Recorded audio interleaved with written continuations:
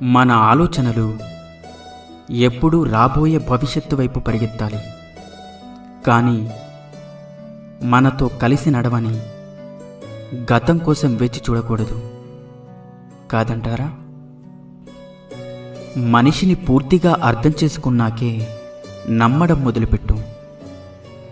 అదే నీకు మేలు. మంచి మనుషులు వీధి దీపాల లాంటివారు.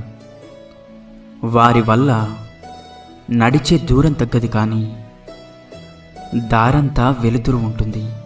అందువల్ల తేలికగా గమ్యాన్ని చేరుకోవచ్చు.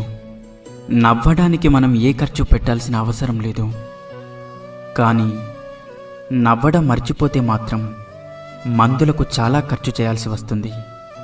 అందుకే ఎప్పుడూ నవ్వుతూ నవ్విస్తూ ఉండండి.